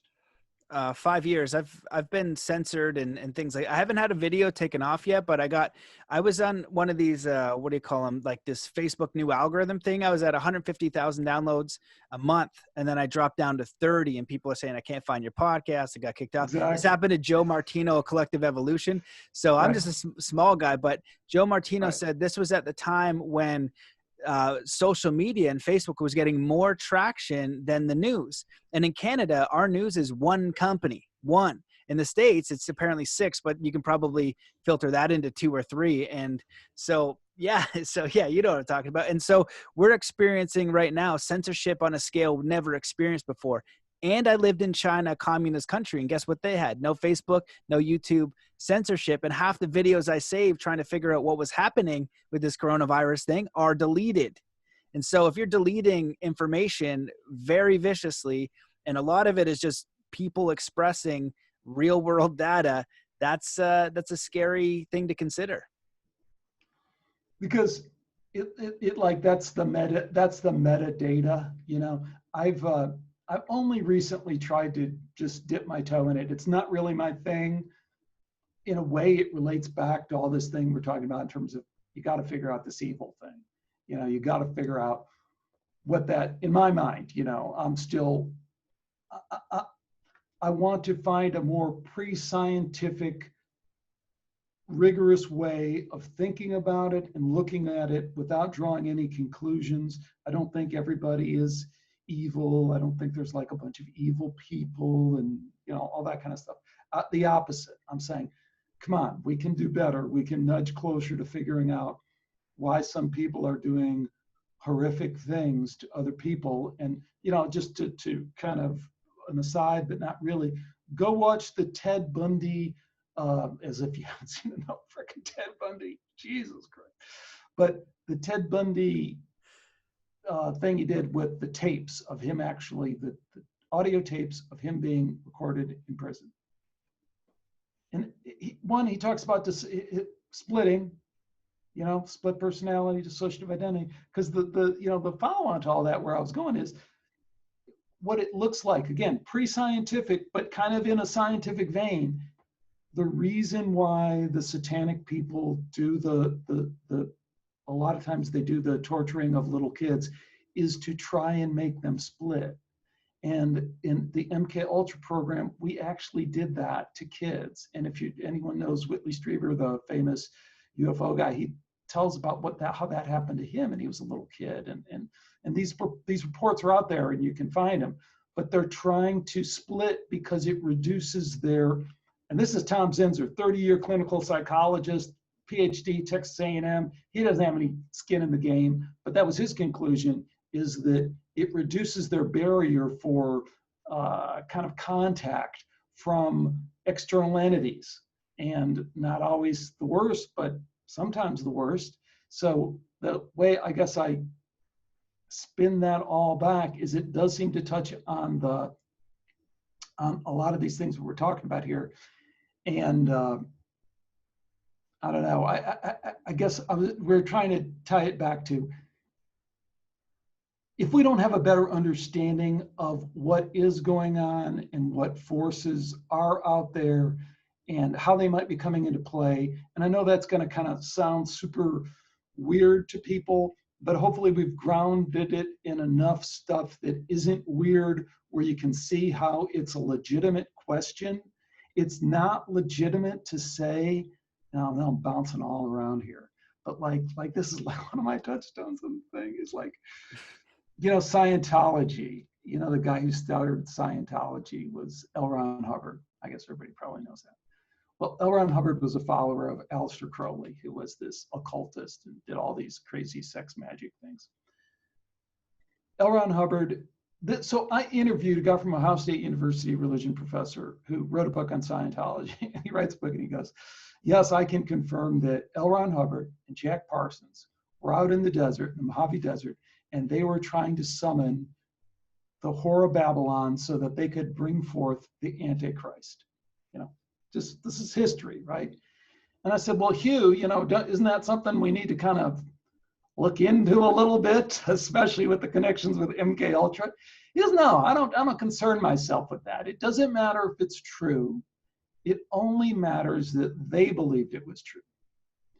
And I said, no, you got that completely wrong.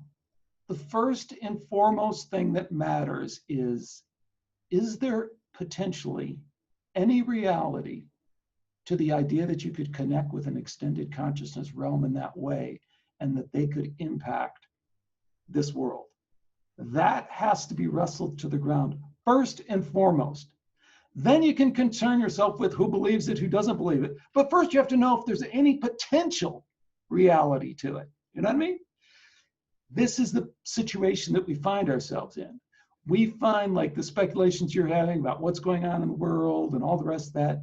It would seem to me that one of the fundamental questions is to say, you know, if there is evil here, and we don't know if it is, you know, we don't know if these are good guys or bad guys, we kind of suspect, but what is the nature of that evil? Is it just common, you're evil, you think I'm greedy, I think you're greedy and all that? Or is there something else beyond that? I think that's an important question. Well, first thing I'll ask you is, you okay if we keep chatting? What's your time like? Been an hour and a half. Oh, no, let's go. We'll wrap it up pretty soon. Okay, cool. You can let me know because I could go all day. This is open up the rabbit holes. And I wonder about this because in the, let's say, sometimes new agey spiritual community, they'll talk about the more attention, energy, and focus you give to something, the more you're down those rabbit holes. And, that's definitely true to an extent. And if it's so I want to build the solutions. And I also want to help people that are in horrible situations. It also sounds to me, listening to you, it's like you've discovered something that's horrible on the planet that's almost unbelievable, because I've been talking about some of this stuff for a long time, and most of my friends, they just can't hear it and they just gloss over or whatever, or not concerned at all. And I'm like, yo, this stuff is real. And their brains is just cognitive dissonance and just don't care, right? They just not. And so if this is actually going on, which there's a ton of evidence it is the book almost saying, hey, holy, I found out something that there's enough evidence that I think is real, and we're not addressing this as a world community, and it needs to be addressed, or it will continue, because people like that were on interviewed there. And if 200 million people are in human trafficking conditions and these things that are happening, that will blow your mind. And I've seen a couple things that I wish I didn't see, and I saw one recently, and they shouldn't have put that image there. They shouldn't have done that. And I'm trying to figure out, I get fractured in thinking this and be like, how can it be this awful? Nobody seems to look at it or give a crap. And it's like breaking my heart and my mind, and I want it to stop, but I don't know how to do anything. Even like this, that's one thing, the human trafficking type of stuff. But, even learning from the Native American community and what we did in the school systems, right? All of these systems in place. My friend, Brian Francis, did a documentary. He's a Mi'kmaq, and he just talked. I asked him about, what had gone on and things like that. He goes, Matt, the worst things that you can possibly imagine all happened in mass number. Do you know Kevin Annette? Is that the movie that you're? No, this. Well, I don't know if he's at Brian Francis. He's a friend of mine. I don't know if he was associated with him, but he did a couple of documentaries. So I don't know. Tell people about that. If they're, does your audience know about the residential schools? I brought it up here and there, and I've had, Brian Francis on the show, and I've had other people, but there's so many shows. Yeah. The residential school system's awful. It's just the most awful thing ever. And so one crazy thing that, one of the Native American elders told me is that they got the, Catholic Church. There's a Catholic Church on every single reserve. He said they got that actually from Germany. When they wanted to know, when they did that, they came over, was that Project Paperclip? When they came over and surrendered, they wanted to know how they did the concentration camps. That's what they did with the Native Americans. And so that's why I like your mindset. Because for me, I'm like out there, and I don't care to, like you said, I can be loose. This is just my idea. Pick it apart. I don't give a crap. Because I'm kind of looking and doing it my way, where you're a little bit more, auditory digital about it, more sequenced. You got the references, right? You're going to prove it, and you're going to prove it 4 times. So I'll say something. I'm like, damn right. I'll be like, UFOs exist. And they'd be like, you're just a bearded idiot. I'd be like, hold on, Alex, jump in. And you're like, well, here are 4 pieces of evidence for you that you can't dispute. Thank you. Next thing, consciousness is powerful or something. It's like, okay, jump in, Alex. Thank you. Next thing, so it's a good teamwork, but, yeah. So you're awesome. I mean, I think if we got into snowboarding or martial arts or probably performance athletics, I think it'd be the other way around. Yeah. Well, and sorry, I want you to continue, but I want to say one of the things that I find curious, like you said, that bipolar or the split personality, that's what I believe is so powerful the other way. Of manifesting, connecting to spirit, self-healing. I believe that that's there. How do we access it? I don't know exactly, but I've heard of people like Yogananda, and we keep testing and doing these different things. Even with like meditation experiences, I've had a couple where I experienced a realm directly. It's very vague and floaty as crap, but I can't describe it in words, but really, what does that mean? I don't even know, right? Is that useful or beneficial? I don't know, but it was different consciousness than this one. And so, when you're talking about that actually happening to the neurology of the body, it's a very fascinating thing. And can we steer that to good? And are there people who are aware of this, steering it for bad? And I'll give you one more example before you jump in. Electric shock therapy, trying to shock out, they call it the ghost in the machine, basically your consciousness, your spirit, your soul. How can we bring them down to nothing so then we can hypnotize them and make them do whatever we want and completely obey without control? And so that's another one of those crazy things that they were doing. Yeah. And people can't fathom that stuff. Well, we just keep pulling it apart and then putting it back to, put it back together, because like that very last thing you said there, Matt, people can't fathom it. And your frustration of the cognitive dissonance, just like, can't deal with it. I have so many people close to me in my life who and you get it, and that's another level, that's another layer too. There's so many holes we could go down, but I almost think that's something that we should maybe pause, and maybe you should talk more about your experience with that and what that feels like and how completely frustrating that can be, and also how demoralizing it can be, because it's not like all truths are relative. They're not. Some truths are more well established than other beliefs, you know what I mean? So when somebody does the work, and you're doing the work, you're really trying, I do the work, I try and do the work, and you learn something, and it changes you in a fundamental way, and you go and share that with someone else, and they can't even appreciate anything about what that change is like, because they're so afraid of making those kind of changes themselves, which I think is a lot of times what's going on. They've done the math.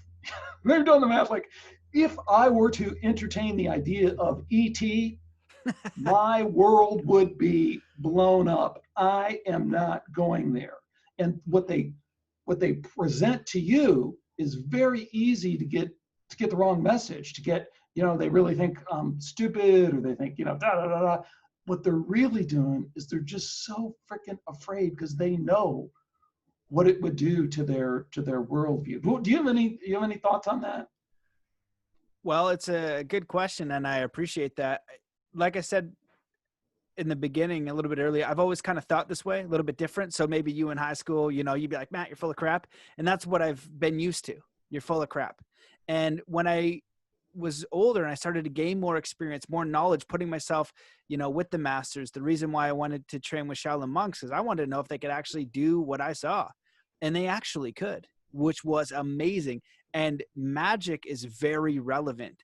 And that's something that I learned from, again, one of my Native American teachers. Magic is so relevant. People don't know about magic. They don't know about psychological operations. They don't know about occult stuff. And it's real, and it exists, and it's powerful. And it's scary too. And, most of the people who know it, they're not the good guys. And so I'm hoping there's a bunch of people who know this that are the good guys that are doing something and ready to show, because from my perspective and going through my life, it's been hard. It's very lonely, incredibly lonely. Even, my partner, like I was showing her, we've been together for a long time, and I would tell her some stuff, and, it's really awful. Doesn't want to hear. I call her like little unicorn and everything's perfect. I was like, yo, the world is not perfect. It's actually awful. And so you just feel so lonely. You can't talk to anybody. And I went through a pretty good depression when I was in Whistler. And it's the same stuff as it now with the coronavirus. Like, I do a bunch of research. I present the information. I'm not trying to say you're wrong. I said 0.26 in March, 0.2, 0.3. That's what we had, because that was the data. That was just the data. If it's going to kill you, I'll tell you. Wear a hazmat suit. Don't go outside. Have you seen anything in my character that would say otherwise? You know what my friends did even? They accused me of, one of my good friends accusing me of just going after likes and trying to get more people, killing grandma, all this stuff through whatever propaganda they're getting. And I'm just like trying to help you and trying to help someone else that's not being helped. Now we have this whole thing of virtue signaling, which is now a new thing.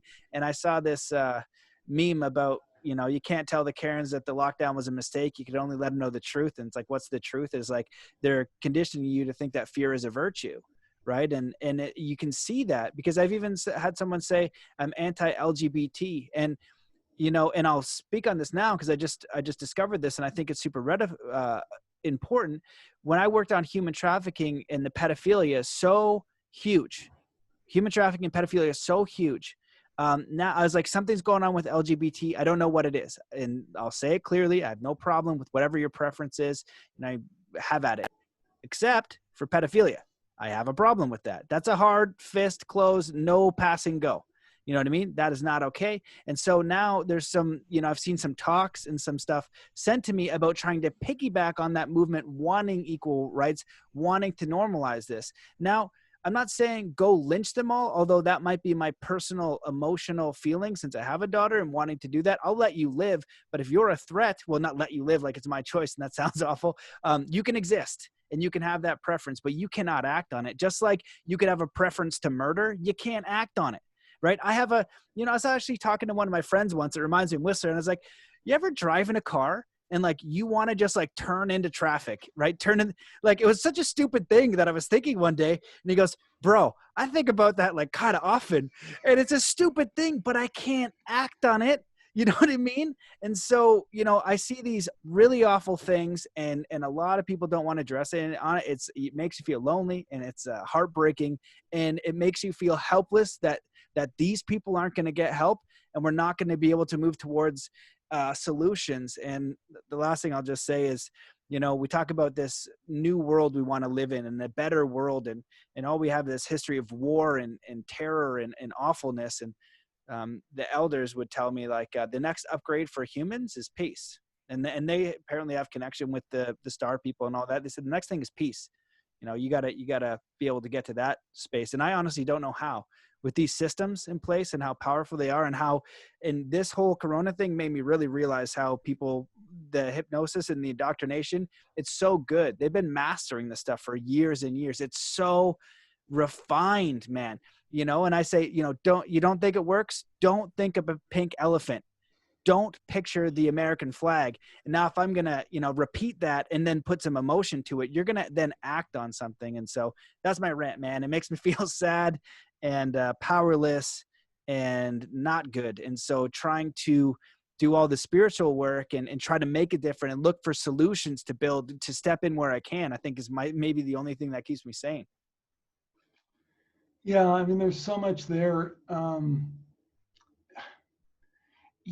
one thing I have no idea how we offer a counterweight to those systems, right? I mean, that's not like what everyone wants to hear, but I agree with you. I look at the power of those systems and I don't know what the counterweight is. It seems pretty, and they are incredibly, incredibly refined and have refined the system just, I mean, like, I just kind of mentioned the shadow banning kind of thing, and you gave like 5 examples, imagine the sophistication that they have, that people don't understand, like everyone does now. You go Google stuff, you go, I swear when I used to Google that, I used to get to that website. I can't get there anymore. I mean, they're sophisticated in that way, but in another way, I don't think they're as sophisticated. I think they're reactive more than they are proactive is the only thing I'd even get into this discussion. I think a lot of times like COVID, I have no clue, but it looks to me more like the plandemic part of it. Like, not that it was planned from the beginning, but hey, here's an opportunity. Oh, okay, that thing we had to, okay, do it now. Because this thing, this is like opportunistic kind of thing. I don't know. I don't even want to get into that discussion because I like to be, like you said, I like to be well-versed. I like to have my ducks in a row and have my sources. And I'll give you 4 sources that'll show you the plan after this, and you can look at them. Rockefeller document, future scenarios. We're in lockstep. Event 201, Bill Gates Foundation. Fauci talking about a surprise pandemic before you come. You don't know surprise is coming. Surprises are friggin' surprises. Bill Gates talking about it before, and them all baking the second wave into the cake. So I'll send you 5 references on the plan before that. And even if you look at Yuri Bezmenov of the ex-KGB and Bill Cooper and the Iron Mountain, whether you believe the Iron Mountain is legit or not, that's a report from Kennedy that he did if the U.S. Created peace. And it's like what's going on now in the States. And it looks like a very direct attack on the States from my view and research. But again, you look at these things and you add them up. I say it's like the weights and scales, right? If you're putting on someone trial for murder, you don't know, you weren't there. And we only know a little tiny bit of a little tiny bit. And we need people to be open-minded and to look at evidence.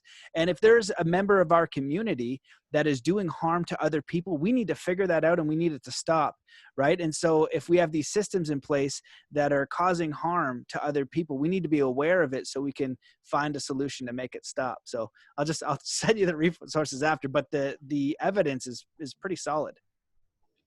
I don't doubt it. I those are going to be new, slightly new sources to me. I've kind of nibbled around at the edge. I mean, what about the Fauci and the patents? What do you make of that? Oh, the patents for the HIV? Yeah. Yeah. And the particularly the gene sequence that is apparently, spliced into the COVID-19. Yeah, well, there's a lot of suspiciousness with the Wuhan lab. There's a lot of stuff over there. Like we had kicked out, the RCMP found people in our lab. It's in Manitoba, I think, or Alberta. No, it's Manitoba. And we found 2 spies. And, there's a lot of money connected to Wuhan lab, and patenting a virus seems a little bit ridiculous. But then you just look at people and political careers and their agendas, right? Even when you look at the World Health Organization, you look at Tedros and his past. And this is the one thing that I say, if like ETs exist and you have all the presidents and how we function, if you had to, talk to them and talk about our species and be like, oh, why is that guy president? Why is this guy the World Health Organization guy? And look at his track record. It isn't like the best we have to offer often. We don't have, even our politicians, they're not the best we have to offer, because what happened is it became a boys and girls club and people came in, and then you need votes, right? So it's kind of like Survivor, and you get the people in who are going to make you vote in a certain way, and then money got involved, and then money and power, and so, yeah, it kind of goes into all those things. And then it gets into awful, awful stuff. And so then you go into the vaccine thing, and I wasn't even into the vaccine thing, but everything started coming up with that. Then you look at what's going on in Africa, in India, and there's a lot of stuff there. Robert Kennedy Jr. is talking about it. There's a ton of evidence that says this isn't good. And then you go back again to the Flexner report, where you gave birth to the trillion-dollar pharmaceutical vaccine industry, and germ theory versus terrain theory. Well, what's more money? Teaching people how to have healthy, vibrant bodies with a spiritual connection, pineal gland, gut health, clean food, clean water. Fluoride trial just happened. Fluoride is not good. Didn't they use a bunch of fluoride in like Nazi Germany to make them more sedated? We have that in our water, right? They're doing glyphosate and Monsanto in the food.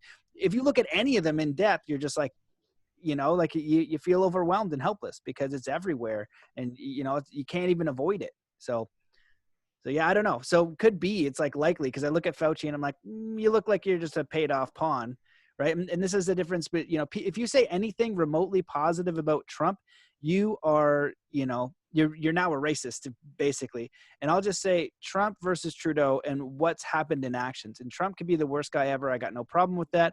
But what I'm talking about is looking at the World Health Organization and what they've done and how corrupt it seems pretty obvious. He kicked them out, which was good. He said vaccines would be optional, which is really good when you're scared about forced vaccines and oppression. Now, could he do a bunch of other awful stuff? Absolutely. But then you look at the other side and look at what Canada's prime minister is doing.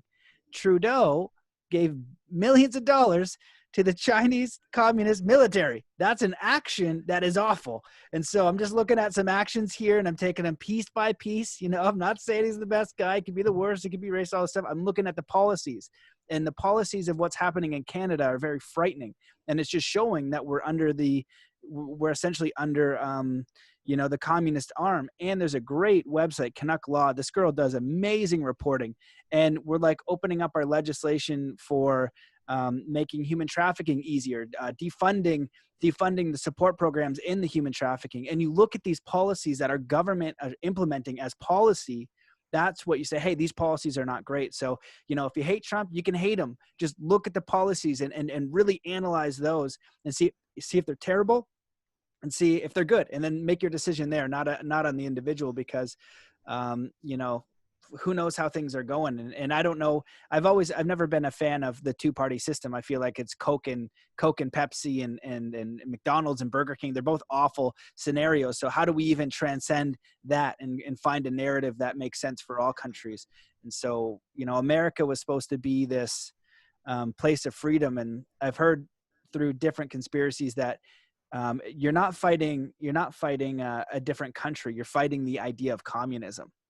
And, you know, whether you want to call it global elite or China or communism, it does look like it's being directed towards the state. And, you know, I was interviewed on a podcast and I said, when is oppression and forced mandatory anything been a good sign, right? When is staying indoors and the government telling you what to do and then mandating how you act, how you go outside, wearing a mask and forced vaccinations? When has that ever been like a positive sign of freedom and expansion towards a healthy existence? And I don't think it's happened. So we're in some very interesting times. And again, I don't know if Trump is good or bad, but I can say that a couple of the policies that he has done and kicking out the World Health Organization, I can be cool with that, you know. So you can hate him, but like that, because that's a good win for everybody, you know. Making vaccines not mandatory, that's a good thing, right? We don't want to mandate that. So, you know, whoever's in power, ideally they're making those choices. That's my rant. And so people just hate me and call me a racist just because I said that. It's crazy. Yeah, I don't know, man. It's the political thing. It certainly stacks up, you know, the way that you're saying, because I mean, the one side is just completely insane. I mean, it's just completely insane.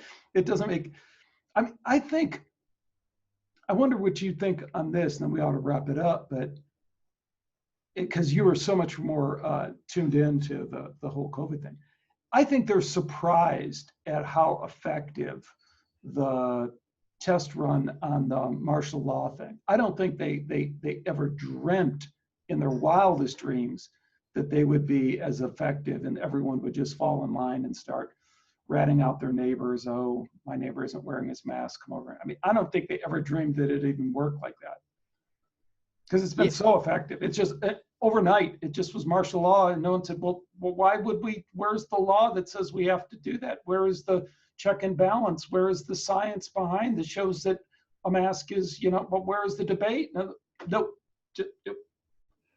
Yeah, there's a, you know, and again, this is we'll have to find the proper reference so you can do it later, but there's a Goebbels, whoever did the Goebbels, Nazi propaganda. And he said a quote along the lines is like, you can basically take all freedoms away under the guise of health and safety. And so it's like, oh, I'm protecting you, so I'm going to do this. I'm going to stay at home. And never mind all the, you know, the lack of evidence and all the harm it's caused. And, you know, this is a projection, so I take it for as far as I can throw it, but it makes more sense to me that this would have some weight to it, just because it would seem more aligned with that agenda, is that they might put as many as 150 million on the edge of starvation now because of these lockdowns and the way it goes. And even if it's not 150 million, I think it would go up. And those are the people really going to be hurting from this. And yeah. And so one of the things I saw right away was the first wave was the test. And so people who had died, 96% in Italy had pre-existing conditions. If you die of cancer, they label it a COVID. You know how they do the testing, the PCR testing? Well, the guy who invented that said, don't use this to test for viruses. It doesn't work. Well, they do that. It's a surrogate test, which there's a video by Dr. Thomas Cowan that explains that better than I will do now. But basically what it says is the test is garbage and it's not going to tell you whether you have it or not. So everybody dying of cancer and pre-existing conditions, we're saying that's COVID and scaring the public. And they said there's going to be a real second wave in this propaganda thing. They'll actually release it. And so then we're really in some trouble. And so that's what I've seen from the beginning. And it makes me a little bit nervous. And I'm reminded of, again, I can't remember exactly what it was, but it was around the Cold War. They were testing different manipulation techniques. And they said they sent some journalists over to Russia. They come back, right? They did and write an article about how Russia's doing all this kind of stuff. It persuaded the public opinion by like 50%, and it worked way better than they thought. They didn't even go to Russia. They just went to an apartment in New York for a few days, wrote the article, put it in the New York Times, and public went boop. And it's because people are good people, man. People are good people. They can't fathom that the healthcare system or the government could be evil. They can't fathom it, and they shouldn't have to, right? They shouldn't have to. And that's like, you know, and as a teenager looking at this stuff, and I was like, huh, world's trying to kill me and everything else. Weird, you know, like what? Right. And so we're gone with what we're taught. We believe the best in people. And so this is the cognitive dissonance thing. It just like the UFOs changes everything. They have to now repiece everything. And once you've gone so far, they're going to defend that. Just like they're going to defend that thing. They're going to defend the mask. They're going to defend these actions. They're going to defend the oppression. And if you look at oppression too, I was in Cambodia in the killing fields, and I asked them how that happened.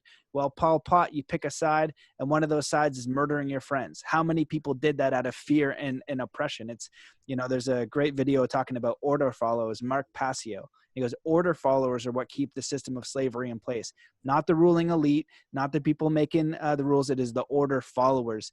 And you look at, you know, the Milgram experiment and how they would, like you talked about in war, where, you know, people don't want to kill each other, but the Milgram experiment, if you pass the responsibility to someone else, you'll actually kill a person for that. And so they know all this stuff. And you know, humans, we have very limited free will. We're very easily manipulated, especially in a mass number. So we shouldn't be thinking about these things, but it's unfortunately true. And we got to wake up to that fact so we can make a change. And then how deep that goes, like, you know, you've seen the deep of the deep.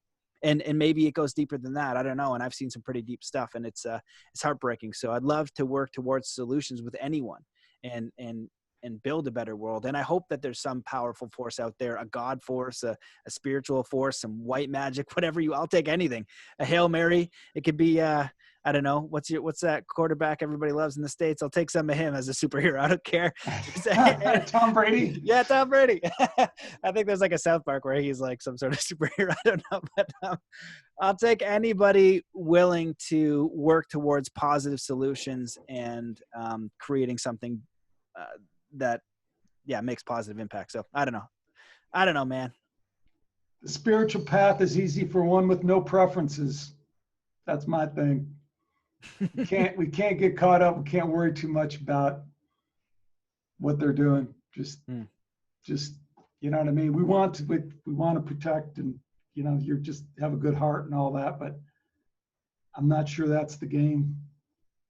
Well, your book kind of addresses that. So what do you think we do? You're the one talking about how I'm not. Yeah, I'm trying not to be, you know, what we should do. I mean, my conclusions for the book are, because it's not at all a preachy book, are two things. One, we are more. You are more than a biological robot in a meaningless universe. You know that. But just how they ever even planted that idea in you in science class or wherever you heard that, it's just, no, you are more. And the second is, you are good. You know, you know that you have that connection to something that is greater, to that divine spark. You know it's there. And so I don't have an answer, but I kind of feel like the solution is along the lines of addition by subtraction. Just removing the blocks to the goodness that is flowing, no matter how dark it looks. It's flowing. The light always shines, you know. That made me feel good. You're a philosopher over there. You're gonna come over to my side, the warm fuzzy side. We'll get you over here. Well, yeah, I appreciate you coming on the show. I appreciate your work. Is there anything that you wish that I'd asked, or anything that you want to share before we wrap it up? No, it's been awesome, Matt. Awesome. I mean, we went 2 hours, but I know how we did it, because it's just, there's so much to talk about. We're so in sync on so many things. Absolutely. And so if people want to get your book, they want to discover more, where are they going? It's you can pre-order it on Amazon. Got a website? No. Right there, I got over my shoulder. Skeptiko, right there. They'll figure it out. I know, they're smart people. Exactly. Oh, man. All right, dude. Well, it's been a pleasure. Thanks for writing the book. It's an important topic. I'm actually excited to read it. It's interesting that I never even thought about it, and that's a very important topic, man. So I'm going to dive into it and enjoy reading it. So thank you for your work, man. Thank you for being out there, being skeptical. Thank you for, you're taking some action, trying to do something you think is good. You're taking some action. You're part of the solution. You're out there. So, Right on, buddy. Yeah, I appreciate you, man. We'll stay in touch, and thanks for coming on the show. Definitely. Let's stay in touch. Cool, man. Awesome, Take Matt. care. Thank you. All Take right, care. bye. See you guys. Peace. Bye.